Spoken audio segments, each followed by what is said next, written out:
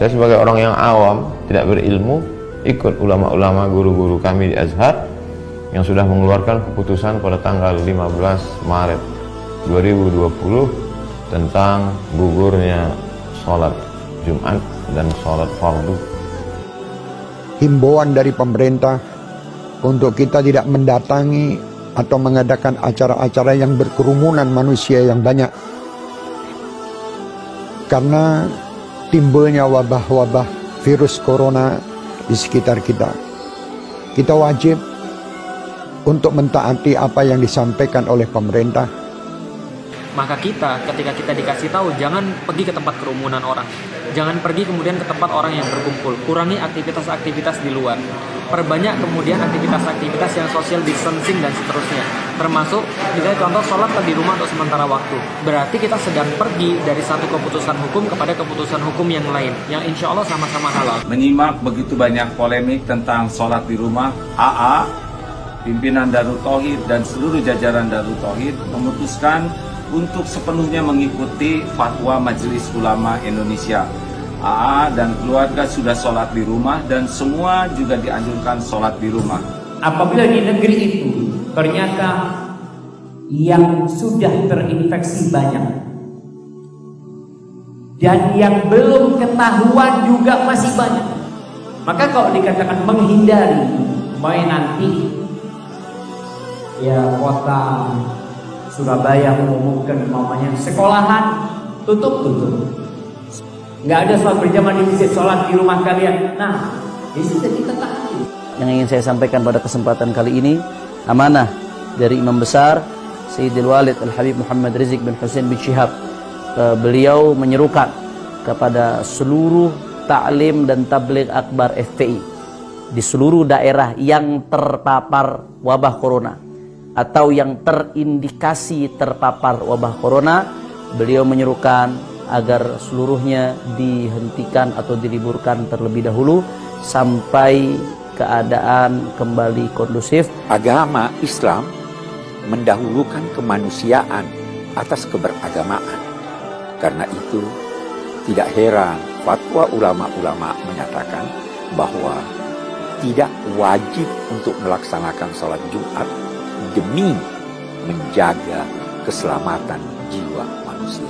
Sesuai dengan petunjuk medis, petunjuk para pemerintah, mari kita ikuti.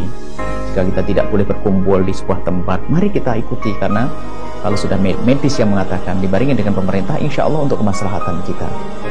Jangan lagi mengadakan kumpul-kumpul untuk sholat berjamaah di masjid maupun sholat Jumat, karena penyebaran virus COVID-19, virus corona itu tidak kebanyakan kasus orang yang mengidap virus corona tidak menunjukkan gejala apapun.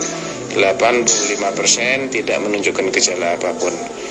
Dan kondisi sudah dia nyatakan sebagai pandemi global, dan itu adalah penyebaran penyakit yang paling dahsyat. Hafizahullah, misalnya dilarang mengadakan acara-acara keramaian, ya sudah kita taat. Ya kalau ternyata masjid tidak boleh datangi karena terbukti terjadi banyak virus corona, ya sudah, tidak usah datang. Mengurangi mobilitas, social distancing, hindari kerumunan massa, hindari keramaian, cukup berada di rumah kecuali ada darurat yang sangat mendesak. Kata mereka virus corona itu konspirasi Dajjal. Buktinya MUI Majelis Ulama Indonesia mengeluarkan semacam fatwa atau himbauan untuk menutup masjid. Tapi mal-mal, PT-PT, tempat hiburan dan maksiat kenapa tidak ditutup? Kenapa masjid aja? Kata mereka begitu, saudara. Maka saya jawab, dungu. Sejak kapan Majelis Ulama Indonesia MUI mempunyai wewenang untuk menutup PT atau menutup mal-mal atau tempat hiburan? Sejak kapan? Kau suruh yang punya PT, yang punya mal itu menutup mal mereka dan menutup PT-PT mereka. Dalam keadaan darurat dan semua orang memandangnya darurat, sejalan juga dengan protokol dari pemerintah, maka ibadah sholat itu dapat dilakukan di rumah masing-masing. Termasuk untuk sholat Jumat bisa diganti dengan sholat zuhur. Dan saya juga menghimbau kepada pemuka-pemuka di agama lain, saudara-saudariku sebangsa dan setanah air, ya, agar sama-sama kita bersinergi menyampaikan kepada umatnya, menyampaikan kepada masyarakat juga di bawah binaan dan bimbingannya, agar senantiasa bisa menjaga diri, kesehatan sesuai dengan instruksi yang kita dapati, dan bisa menyatukan kita dalam suasana kebangsaan yang utuh, baik, dan semoga Allah membebaskan kita dari wabah COVID-19 ini dan memberikan hikmah-hikmah terbaik kepada kita.